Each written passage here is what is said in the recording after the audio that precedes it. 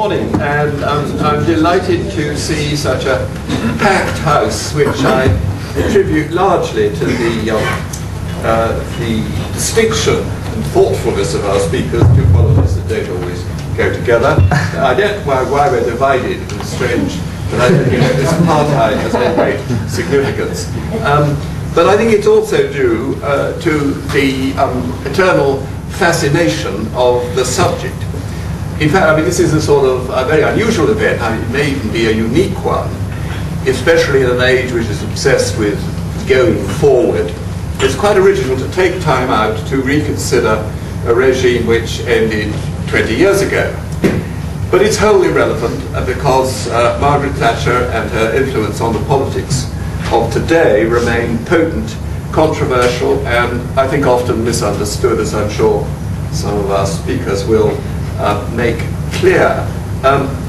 And for admirers of Mrs. T, there's nothing impious in or backsliding in this sort of critical examination, because one quality I think which distinguishes her from all other prime ministers of the last century is that she's the most critical one, in the best sense of the word, eternally dissatisfied with what's already been achieved and ferociously eager to tackle those things which have not yet been done or haven't been done very well. The media, the other of you here will remember how the media were often puzzled by the way she spoke in this detached way of the government, as though it was nothing to do with her. But I think that was all part of the critical exercise in never resting, always taking a detached view of what had been done. She never took "yes, Prime Minister" for an answer. And I think this inability to tolerate a botched job, this tenacity, for me at any rate, is one of her greatest qualities. Now, we've got four speakers, and none of them really needs any introduction at all.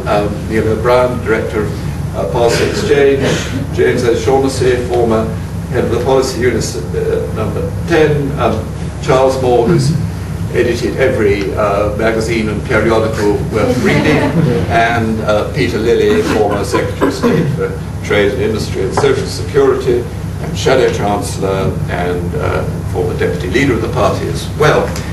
We're going to start with Neil, because he's going to dazzle us with a little technology behind me here.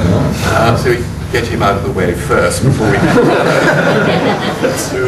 strictly Luddite. Anyway, off you go, Neil. Thank you. With that frightening introduction, of course, being at conference is a little bit like being in a sort of Margaret Thatcher simulator, where you go to bed very, very late, get up very, very early to come to great fringe meetings, have no sleep, but at least you don't have Arthur Scargill on your case as well at the same time, so be grateful for small mercies. I'm going to do just two things in my presentation. I promise not to give you sort of too much PowerPoint karaoke. The first is to make a little political point about Thatcherism, and the second is to, as Ferdy said, to be a little bit critical, to look at the things that Thatcherism didn't achieve as well as the things that it did. So, without further ado, let me talk to you about a conservative moderniser. Somebody who wanted to reach out to ethnic minorities. This advert from 1983 election. Labour say he's black, Tory say he's British. Talking about the Conservatives' repeal of the SUS laws. Somebody who wants to appeal to women. Talking about the Conservatives' record on women. Obviously, being the change. Somebody who wanted to appeal to trade union members. I mean, of course, you remember all the conflicts, but at the same time, somebody attempting to reach out. Somebody talked a lot about protecting public services. Great advert. The number of nurses and midwives has gone up by 45,000 under the Conservatives. Talked originally about tackling unemployment, and of course what was lost along the way, and this is a 1979 advert, the government in opposition had talked a lot about the need to get unemployment down, and of course things turned out differently. But that was a core part of the offer in the 1979 election, which of course is when Mrs. Thatcher got her largest share of the vote. Did well in terms of seats in 83 and 1987, but the biggest share of the vote, 45% of the vote, was the very first election in 1979. That was the moment of most appeal, and the moment also when Thatcherism was most like a kind of unifying force. And also, this is where we slightly give the game away about who this moderniser is. someone who's very interested in regenerating the inner cities in Docklands. This is up in Teesside.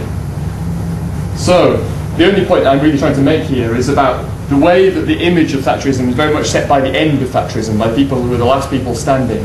And it's sort of frozen into a very harsh image, a very kind of uncompromising image. But of course, we can easily forget along the way the kind of richness of Thatcherism as a project. It was a bit more inclusive than people now make out. It's a little bit more of an attempt to appeal and broaden the appeal of the Conservative Party. So if someone tells you, you know, all this rubbish Cameron's doing about trying to appeal to ethnic minorities and women, all this rubbish, Mrs. Thatcher would never have done that. They are wrong. So what Thatcherism achieved? Amazing achievements, and I'm going to talk very quickly about this. But I think a Conservative fringe meeting, it's a bit easy to say, you know, is Margaret Thatcher absolutely wonderful. That would be untrue to Thatcherism, I think, and we need to be challenging. But what Thatcherism did, so this is the post-war period, and look, the sick man of Europe, absolutely on his bum. The UK at the bottom of the table, growing more slowly than everybody else. Greece, the stellar performer, of course, of the period, not doing so well. That's Spain and Portugal, pretty good. The old West Germans are still doing all right. In fact, actually, it was a longer period of relative decline than Thatcherism reversed. 100 years of relative decline. Here's us plummeting compared to France, Germany, and the UK and the US. And then something strange happens in 1979, and the UK bounces back like a kind of rubber ball. An amazing achievement. So I want you to keep that in mind, because the rest of the presentation is about some more challenging stuff, about what Thatcherism didn't do, and some of the problems that emerged during Thatcherism that the mission of the contemporary Conservative Party should be to deal with. So, worklessness, the big thing. The blue line at the bottom there is the kind of conventional picture of unemployment. Went up in the 80s, up briefly in the 90s recession, then down, and then of course in the noughties under Labour we thought we'd cracked the unemployment problem. It was all solved. The top line is, I think, a better picture of what really happened to worklessness. This is all the main out-of-work benefits, including incapacity benefit and income support, onto which a lot of people transferred during the 1980s. And there the picture is different. We see a rise in the 80s, a rise in the 90s, and it just never really goes back down again. During the Labour years, sort of green period towards the end there, unemployment was falling, but just not fast enough to take it back to anything like the level it had been at in 1979. And something else was happening too. The top line in this graph shows you the number of workless individuals, but the bottom line shows you the number of workless households, because the distribution of unemployment was changing as well.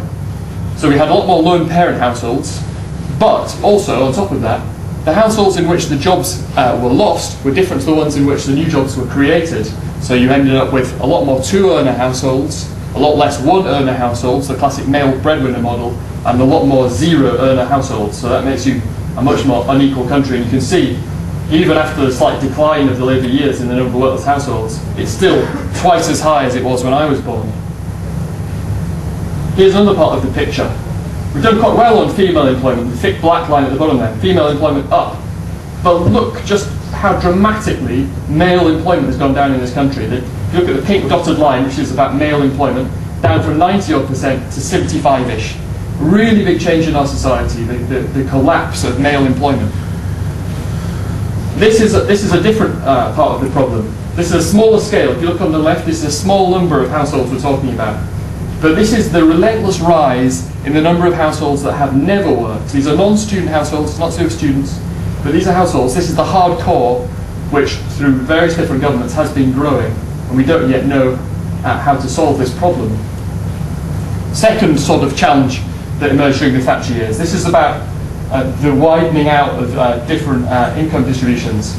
I'm not a massive egalitarian. I'm not so much worried about somebody is better off than you and you're no worse off. That doesn't make you worse off in my view.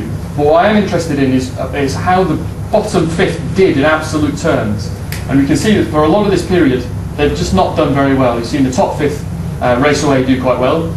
People talk a lot about the squeezed middle, but the middle's done okay as well. It's this bottom fifth of households that are really struggling to kind of keep up with the rest. And that's partly because of what I talked about before about worklessness. If you're not working, it's very difficult to keep up. A lot of people want to blame Mrs. Thatcher for the rise in inequality. It's something the left talk about a lot. Because inequality has gone up all over the world.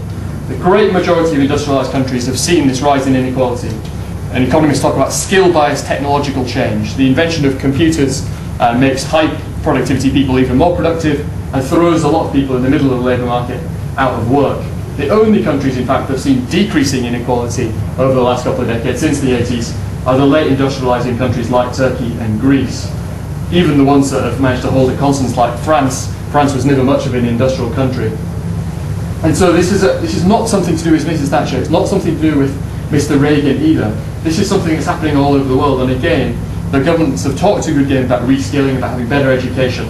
They've not done enough to make our society stop becoming more unequal.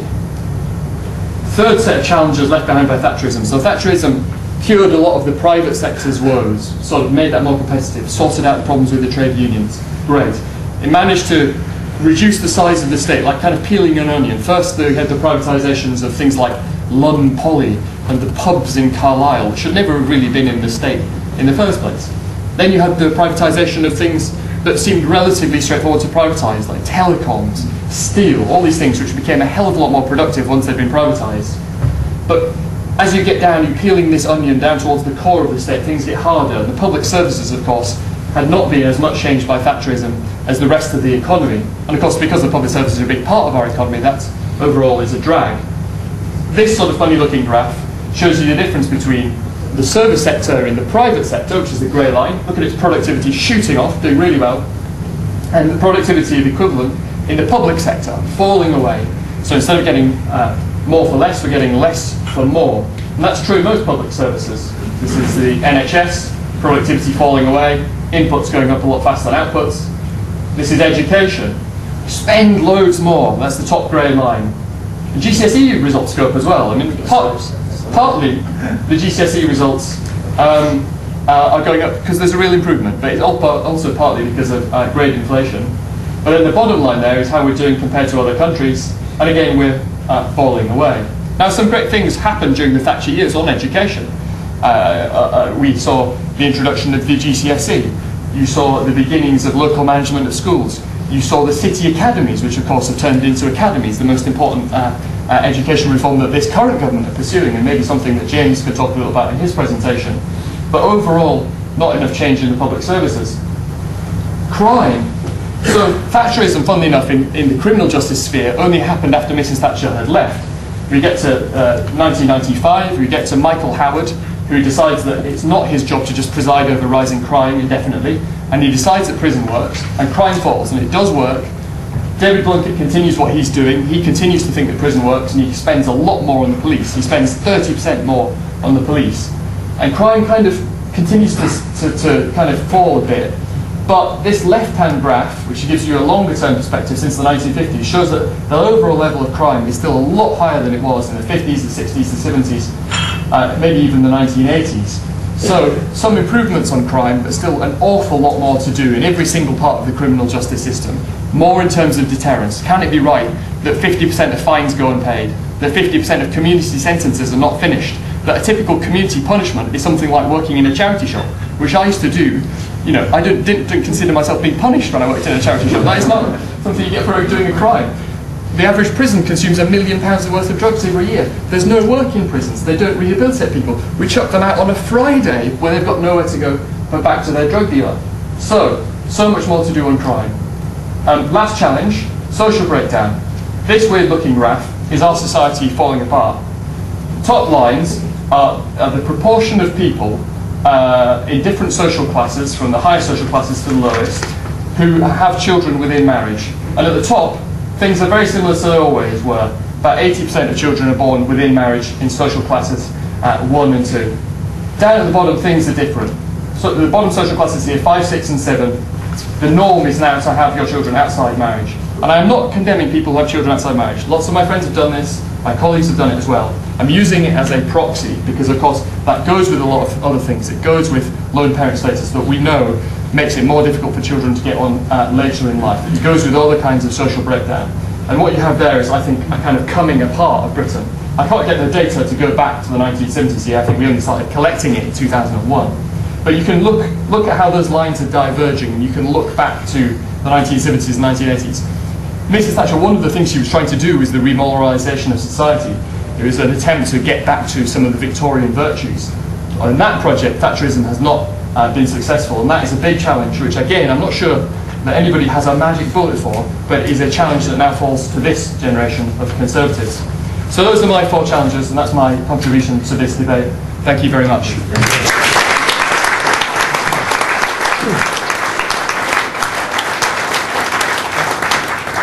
Thank you very much, Neil, for those really brilliant bunch of graphs, which I think just set the context for this discussion just as it should be. Peter. Thank you very much. Actually, there's nothing really left to say. I could sit down and politicians and pay by the word. Thatcherism is an extraordinarily complex phenomenon.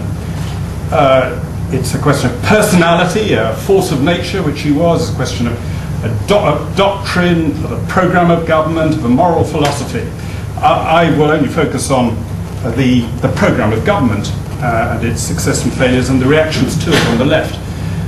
But just a few words about her personality and the ways in which that has been misrepresented over the years from my own limited experiences, dauntingly on the same panel as her biographer and her former head of her policy unit.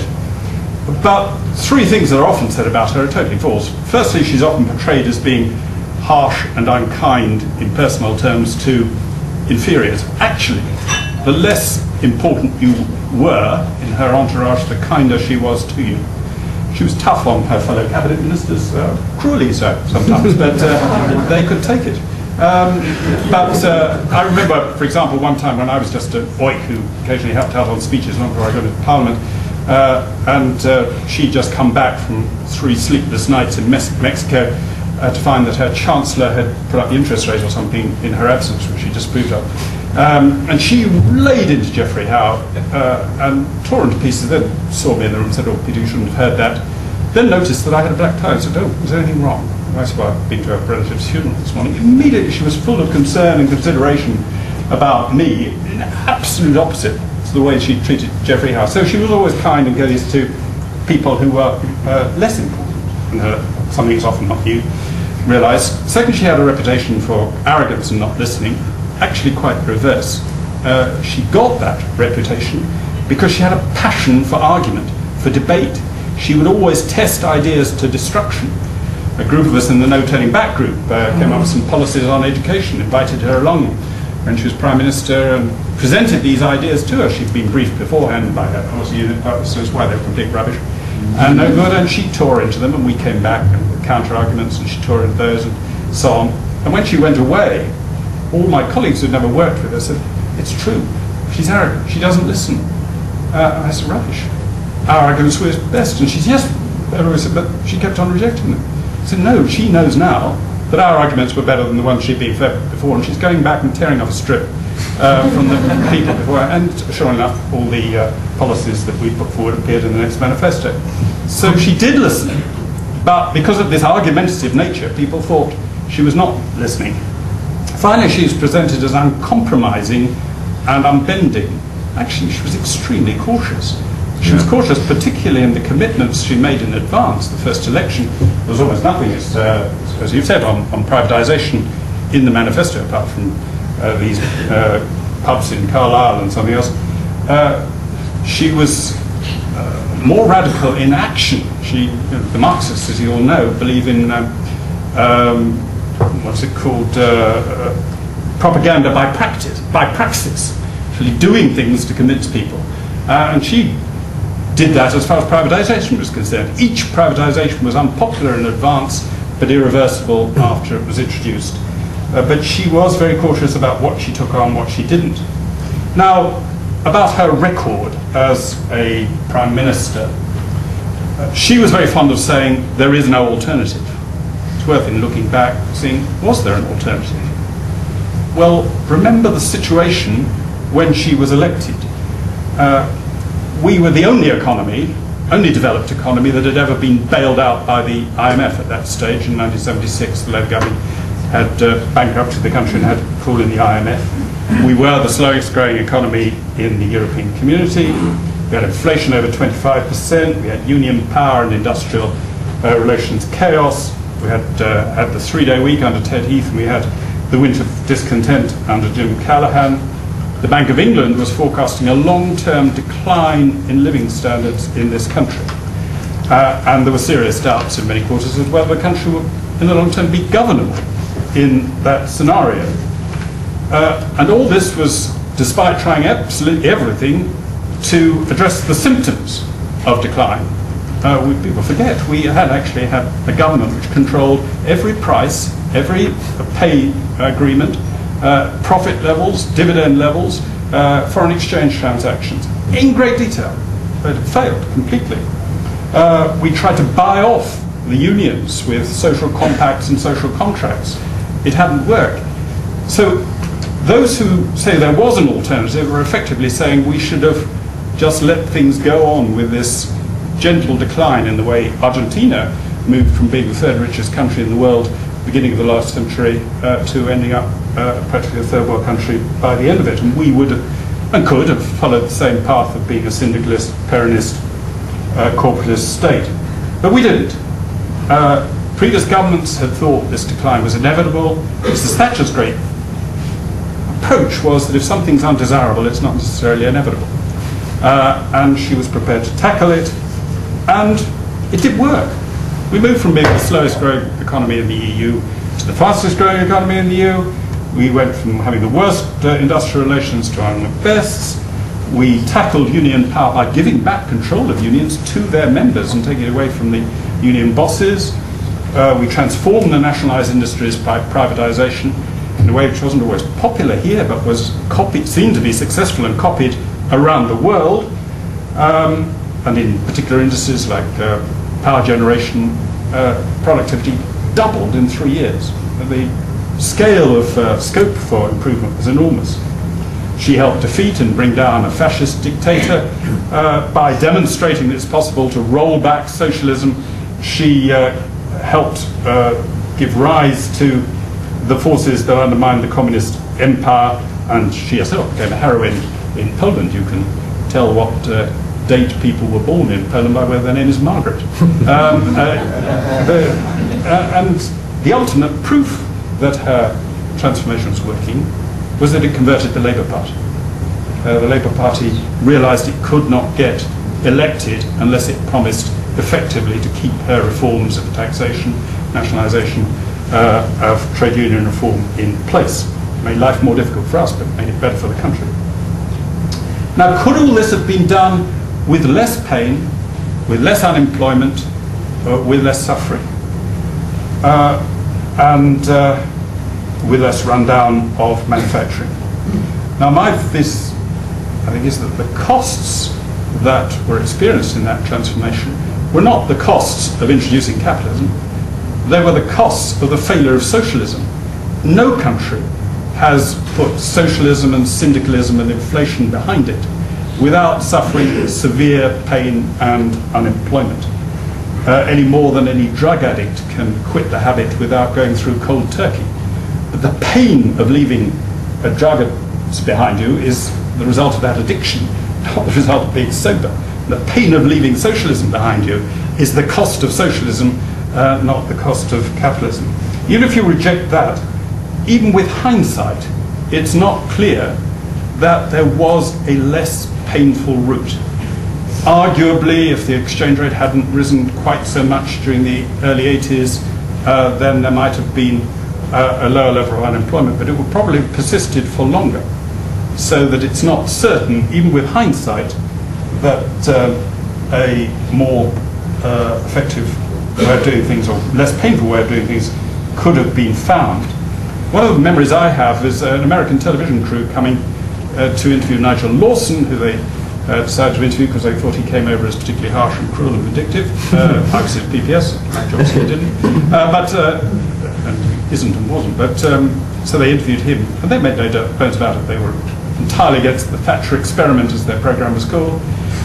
They then went off to South Wales to interview lots of Welsh steel miners who were losing their jobs and the radical transformation going on in the steel industry. And they came back afterwards, and I met them. This extraordinary thing is, we met steel workers who hated Tories, who disliked the government. If we had to say anything nasty about the government, we couldn't find a single one who was prepared to say that what was going on was not necessary. They all realised that the steel industry could not go on as it had gone on, and change had to be made. And it rather undermined these poor American film producers' program. Now, have I got a couple of minutes more? A minute. The big question is, given that she was so successful, given that the Labour Party has effectively had to adopt her programme, both agree not to reverse, at least overtly, the things she did in the past, and to be openly in favour of a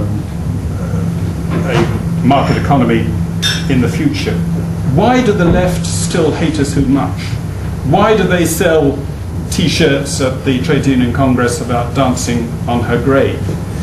When her film, the film of her life came out, and I did an exchange in The Guardian with a left-wing journalist about it, and got a massive correspondence, some of it absolutely vitriolic about her. I've got something here which is, someone sent me a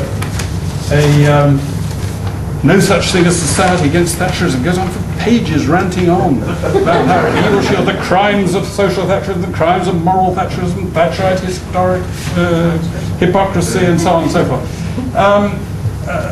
Why do they feel like that? Well, there are a number of reasons. First, people may forgive you if you're wrong, if you're mistaken. But people will very rarely forgive you if you're proven to be right. And in the process of being proven to be right, they are proven to be wrong.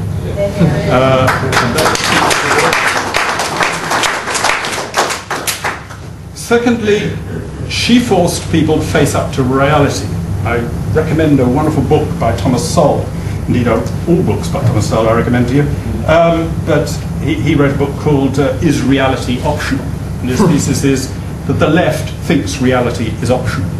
It thinks that despite the fact we live in a world where resources are finite in the short term and difficult trade-offs have to be made, they think all that can be avoided. That if you have the right intentions, then you can avoid difficult choices, and they live in that unreal world. Well, Mrs. Thatcher, through her Tina, There Is No Alternative, showed what reality was, forced them to face up to reality. And they hate that and couldn't stand it, and wanted to continue believing that if virtuous people like them with virtuous intentions had been in charge, no pain, no suffering, no unemployment would have been necessary, but we would have had all the fruits of her reforms. Thirdly, the left actually enjoy having someone to hate. That has become clear to me from all the correspondence I receive. They relish it, they love it. And that is because the left isn't about doing good, it's about being good through holding virtuous opinions. And virtuous opinions about how society should be organized and how other people should behave their lives. They see the world in Manichaean terms between good and evil. They are good, therefore there must be an evil. And Mrs. Thatcher actually was a wonderful opportunity to embody that evil.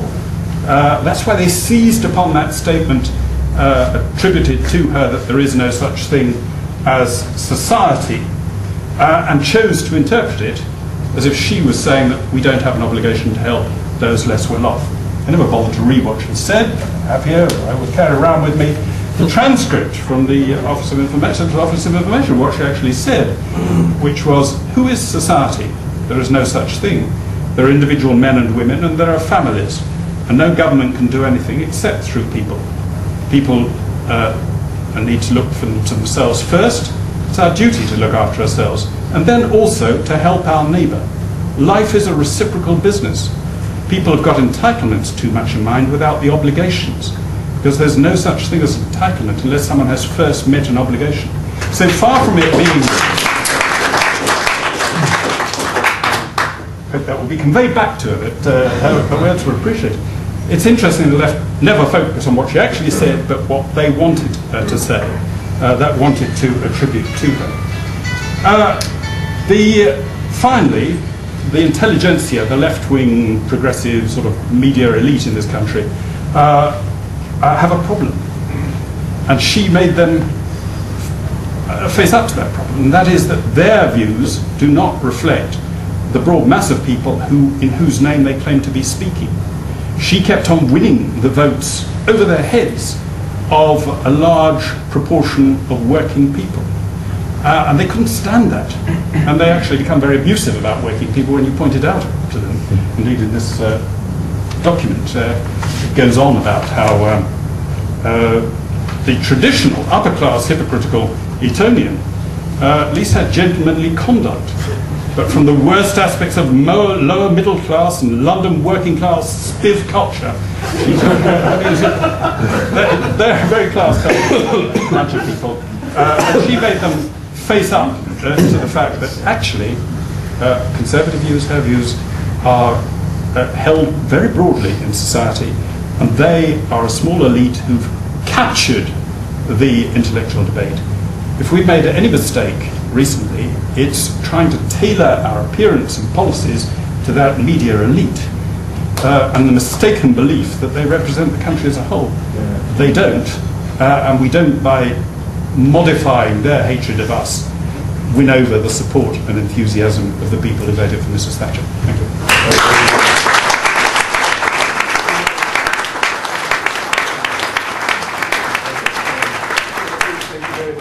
Peter, for that tour d'horizon, the truth of much of which I can attest to personal kindness, the enthusiasm for testing arguments being mistaken for inflexibility and resistance to listening, all of which is nonsense, and above all the necessity of pain and the necessity of reality.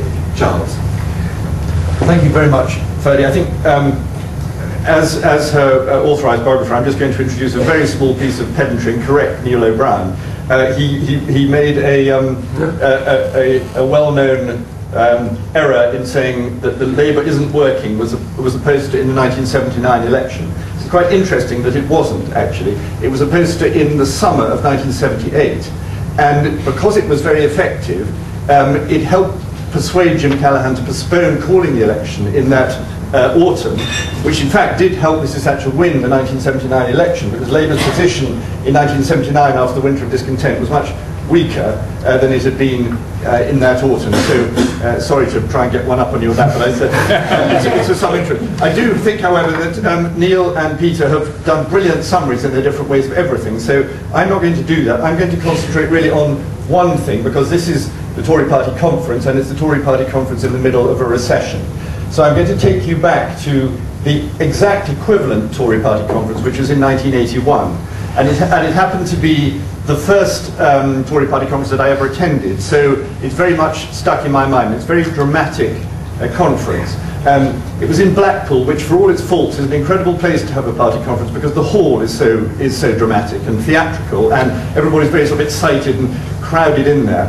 And it was very dramatic outside, because there was a massive march. I think it was called the People's March for Jobs, or the Right to Work March, and it was a lot of Socialist Workers' Party and so on in it, and hardline trade union militants, and it was extremely nasty. And I think it's an important thing to bring out about that period is how very divisive it was. People sometimes say that Mrs. Thatcher divided everybody, but the divisions had come through. After all, that's why she won in '79, because of the divisions of the winter of discontent. And there was extreme nastiness in these demonstrations, and I witnessed this very much because I was walking with my great friend and sort of mentor, Peter Utley, T.E. Utley, who was then dead now, then journalist on the Telegraph, and Peter was blind, and as we walked sort of through the mob, people were sort of jostling him and insulting him because he was wearing despite the fact that he was blind. So you get a sense of how sort of angry the atmosphere was, and of course there was a lot of problems inside it wasn't just outside that people were. Mrs. Thatcher was very controversial because masses of her cabinet ministers had recently been reshuffled, and if they were still there, some of them were out, and if they were still there, some of them were furious, and they concerted a series of coded attacks on her all through the party conference. Francis Pym, Peter Walker, Jim Pryor, etc., etc., and so she was actually very beleaguered. And if you think about it now, whatever difficulties David Cameron has, all he's got to worry about is Boris, who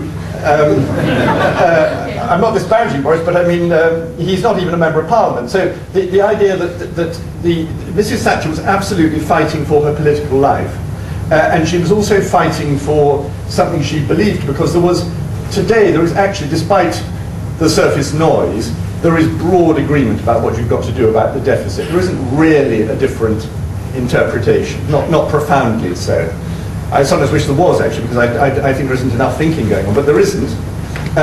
And there was then a profoundly different idea about, both within the Tory party and outside the Tory party, about what you had to do about Britain, about the trade unions, about inflation, about low productivity, and so on. And so it was a moment of great tension. And the curious effect of this, I think, was that it in a way helped Mrs. Thatcher.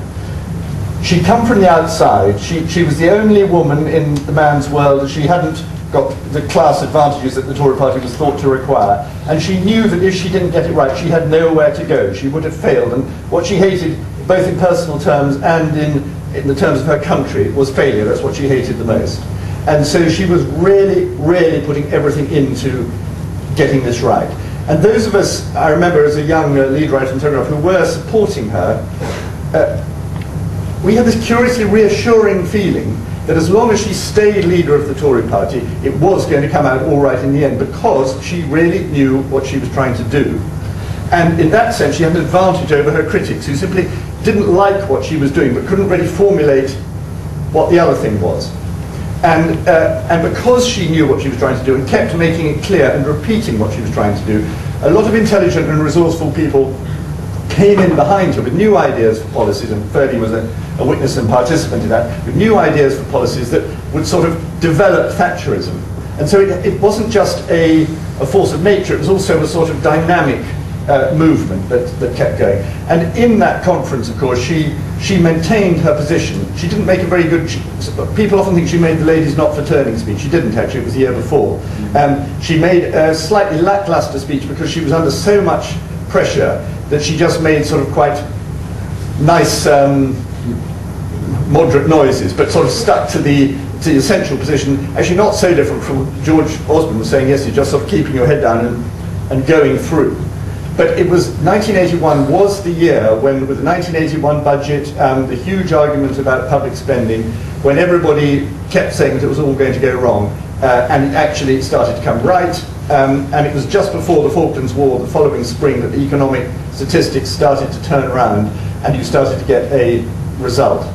And I think this was very important. And another thing that came out of the conference for me at the time, and I think about it even more now, is this extraordinary sort of tribal effect of that conference. Now, we're all taught how bad it is to have tribes, but the tribe does have codes, and it does have loyalty, and it does have strong reciprocal emotions between the leader and the led, which is a very, very important thing in a political movement.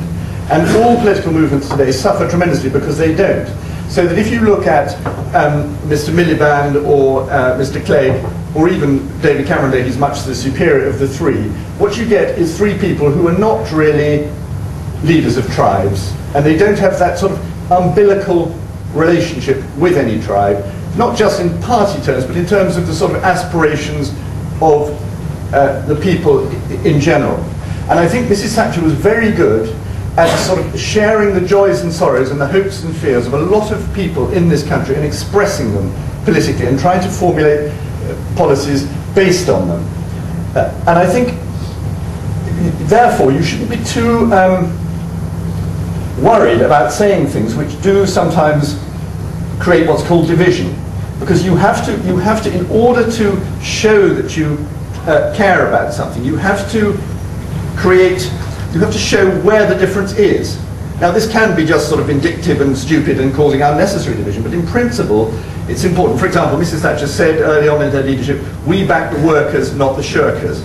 Now, I bet you wouldn't be allowed to say that now, because who are these, what are you saying about these shirkers? But actually, if you're a worker who's fed up with the shirkers because of all the trouble you're having at your plant with the trade union militants, you want to hear that.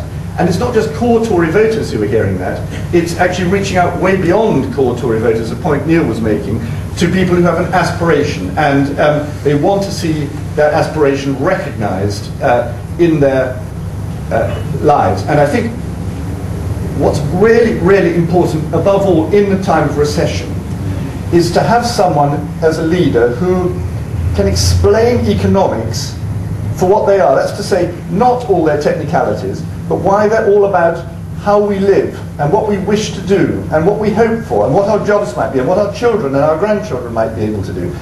And so economics is actually a part of everything you believe. It's about personal aspiration. It's also about what you hope for your country. And I think you have to be really totally engaged in that. And Mrs. Thatcher was totally engaged in that. And I think modern politicians slightly think with the recession, oh dear, we've got to talk about this because it's awful, but it would be nicer if we could change the subject. Whereas what you've got to do is grasp the subject. It's like fighting a war. If you're fighting a war, you have to, in an odd sort of way, enjoy fighting a war. I don't mean you have to be bloodthirsty, but you have to want to have the fight. And it has to be, you have to put everything into the fight. And that's that very important sense, I think. And it's a sort of missionary way of treating economics, which is very persuasive. And I'll just end, because I think she had that ability to encapsulate these things, with a famous conversation she had when she first went to Moscow to see Gorbachev in 1987. They'd met before, of course, but it's the first visit to Moscow. They had hours and hours and hours of argument. And it went on and on. They kept missing meals and so on. And one of the things he said to her, it was almost like sort of student debate about communism and capitalism. And he said, the Conservative Party is completely out of date because it's the party of the haves and it has nothing to say to the have-nots. And Mrs. Thatcher said, I don't want to create a party of the haves. What I'm trying to do is create a nation of the haves. And it's that idea of ownership which is absolutely crucial to what Thatcherism is about. And it's a doctrine which doesn't actually exclude, but which spreads. And that needs to be re-spread and reinterpreted for the 21st century. Thank you.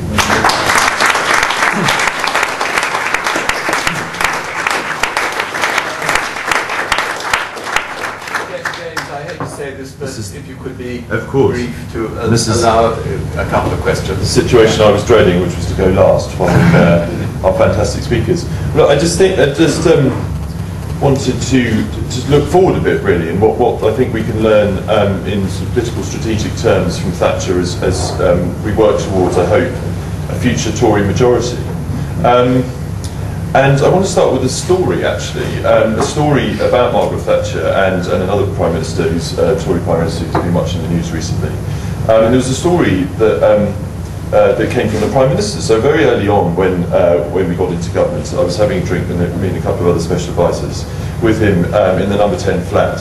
And he made quite a sort of interesting and intriguing observation, which was, he said, that you could make an argument that perhaps there have only been 2 Conservative Prime Ministers in the modern era, so from Peel onwards, who have governed without some form of liberal rump or liberal support. Obviously, he's reflected on the nature of coalition. In fact, he was leading one and all the rest of it. Now, we didn't really go on with that conversation, unfortunately, and I've been thinking about it since. I think it's probably something that Vernon Bogdan, his tutor at Oxford, laid down as a future marker for coalition government some 30 years before, 20 years before, but nevertheless, it's something I've reflected on a lot since. Now, apart from the fact it's not factually entirely true, I think there's a pretty good case for saying that Baldwin is in that group. In '59, Conservatives would have won without the National Liberals, although we did have their support, and then of course John Major won a majority in '92. Nevertheless, I think there is a good point, there's a truth there, because of the similarities between the political strategies of these 2 Prime Ministers, between Thatcher and Disraeli. And that is that they appealed to the sort of people that Charles was just describing. There were personal similarities, I think, as well. They were both outsiders who challenged, but eventually came to slightly represent the establishment. They were on a journey from radical to conservative, and it was when they were in the midpoint of that journey that actually they were most effective. And they represented a great sort of conservative intellectual truth, which is that social progress needs to be built on tradition. Now, you might say about Disraeli, he was the sort of ultimate cynic, and in the Reform Act in 1967 didn't reap immediately benefits as he lost the following election. But it actually presented something very important about the identity of the Conservative Party, which was to break down the barriers between the upper classes, the landowners, and the aspirant middle classes, the sort of villa suburbs that you were seeing growing up in British cities all over. And I think for Margaret Thatcher that was even more acute. That identification with that kind of person was even more acute. And I always bring to mind a phrase of my father's, which was talking about people who wanted to get on. And my dad was an Irish immigrant who'd been a rabid socialist. Margaret Thatcher came along, and he was just completely bowled over by the fact that for people like him, who had energy but no resources, and ambition but no wealth, that there all of a sudden was an opportunity for these kind of people to do something, to realise their hopes. And Margaret Thatcher helped people realise those hopes by taking on the vested interests that were keeping them down. Now, the interesting thing that we haven't quite touched on today is that those vested interests, we talked a lot about trade unions, but I think it was a lot of that was about people who wanted to impose glass ceilings, people who were better off, who wanted to impose glass ceilings upon middle class or aspirant working class people. And part of what Thatcherism did, certainly early Thatcherism, I think there's a problem with what happened to it later on, was it was creating a ladder and in fact forcing it again back into place against those people higher up who did not want the ladder, who didn't want people to join the house.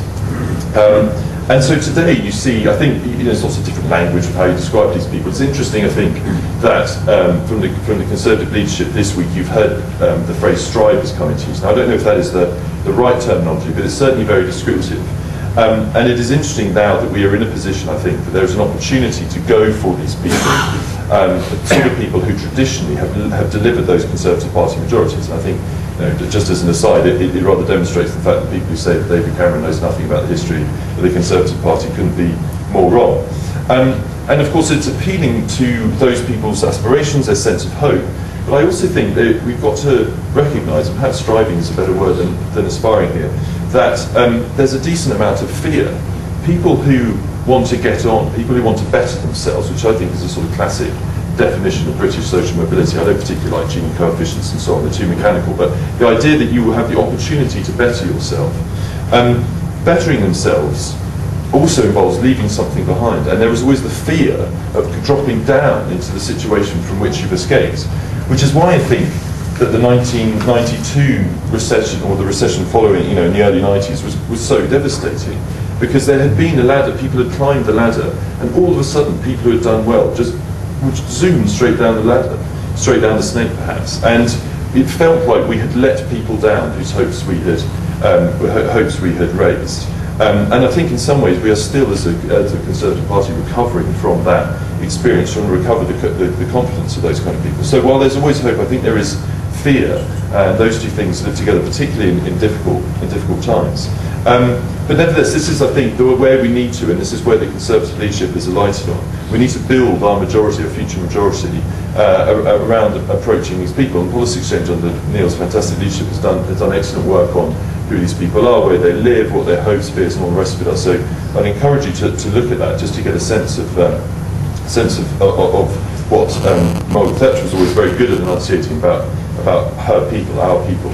We need a better sense, I think, as a party, of who those people are and what they want. And of course we need to deal with their concerns. We need to deal with their concerns about immigration and welfare requirements and so on, but we need to give them something to hope for. And as I said, I think that does involve taking on best interests. It does involve taking on people who want to enjoy their rather exclusive lives. And so I come back down, just as I'm a policy wonk. I'm just going to make one radically unpopular policy suggestion, which is the one I always come to, which is around housing. There was nothing more powerful for Conservatives, this is true of Thatcher, this is true of Macmillan, it was true after the First World War. There is no more powerful and potent idea of what ownership means than to give people the ability to own their own home. And yet average rates at ages at which people are owning their own home are rising, and average house prices, although they're falling in a recession, are on an incredible upward incline when it comes to compared to earnings. One way I think that we can demonstrate that we're in favour, that we favour as a Conservative Party these kind of people, that we can actually demonstrate that we share their values, that we want them to have ownership, that we want them to be hands, is to deliver radically more houses, which means building on lots of green fields, because every house was always built on a greenfield once. Yeah. And ensuring that they feel part of the property owning democracy, which is the essence of a winning Conservative government. Thank you.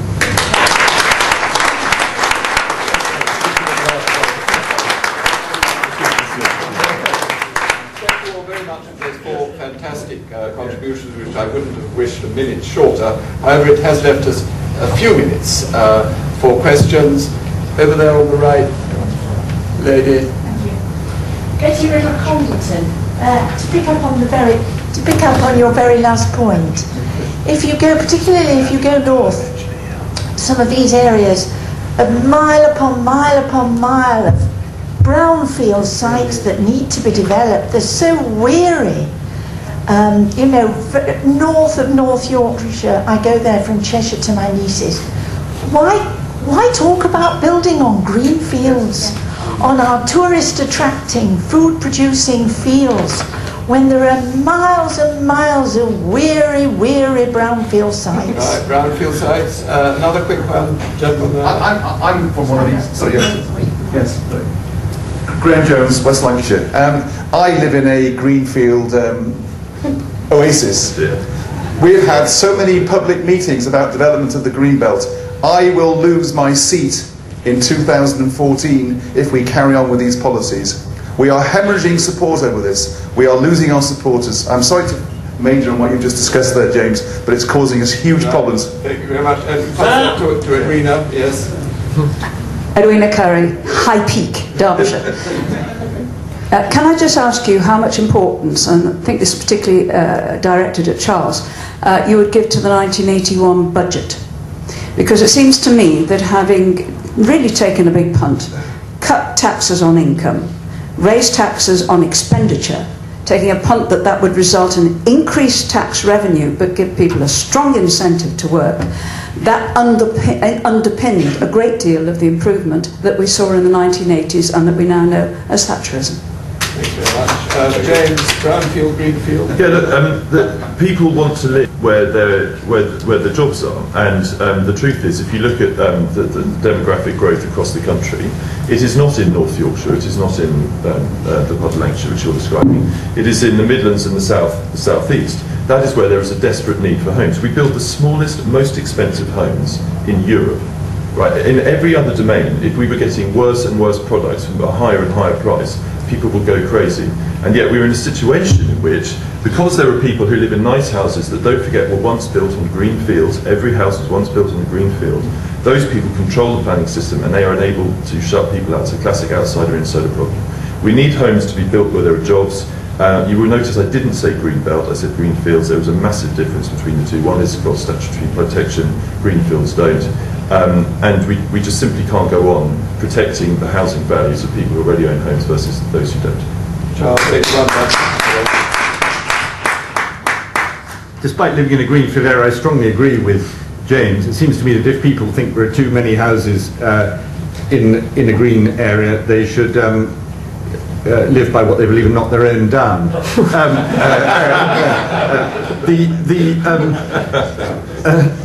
On the 81 budget, Edwina is absolutely right that it was crucial, but it wasn't a budget that put down taxes. The 79 budget put down taxes and changed the balance of taxes, as you say. The 81 budget actually put up taxes, and the reason it did that was that everybody was expecting the U-turn, and that Mrs. Thatcher would have to go for bigger deficits and a dash for growth and all of that. And she had to prove to the markets and to everybody that she was going to maintain her position.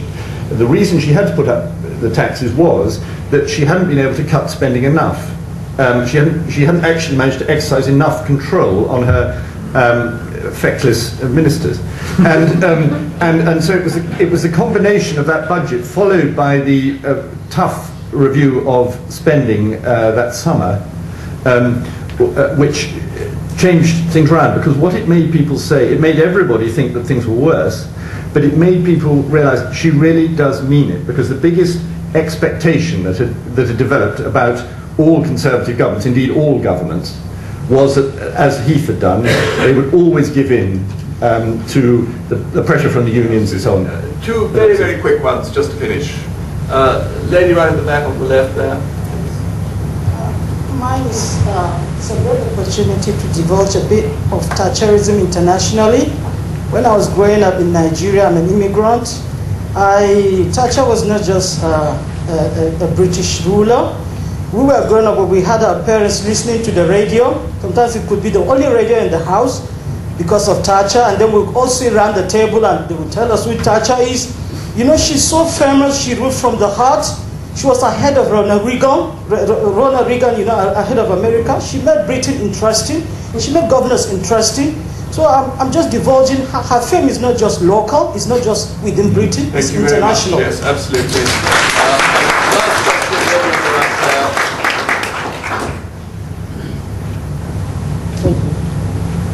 Helen Thomas, formerly of Policy Exchange, currently of Hammersmith and Fulham.